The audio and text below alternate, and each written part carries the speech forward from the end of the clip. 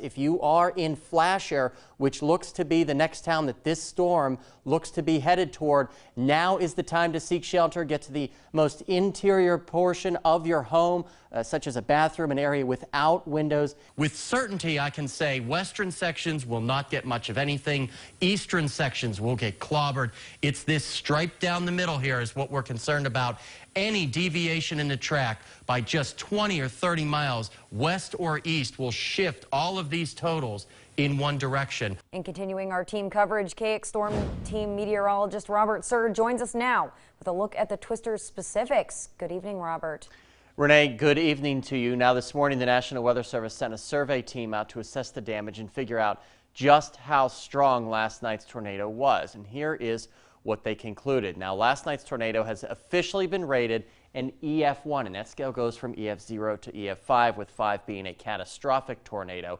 An EF1 can have winds of anywhere between 86 and 110 miles per hour. So as I said last night, it was an EF1. It touched down 2 miles to the northwest of MOTT at 9:24 local time, ending 8 minutes later, a mile to the west of MOTT at 9:32 local time. Twister traveling just 3 miles and had a peak width of 200 yards at one point. Also, the Weather Service says winds reached speeds of 105 miles an hour. Now, for perspective, Tropical Storm Barry only had maximum winds of 75 miles per hour. The best news of all, no one lost their life and no one was injured. I'll have much more on last night's wild weather and tell you what's in store for tonight in my full forecast in just a few minutes, Renee.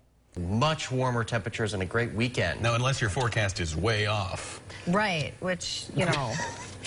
Let's just get into the forecast. We'll see what happens here. If we get lucky here, you might see a couple of flashes of lightning out in the distance. We're looking toward the south, to the southeast, and there we go. There's some of that lightning out there in the distance. Oh boy, Renee, I can tell you right now, we've been out here for about 2 minutes, and it is absolutely brutal outside.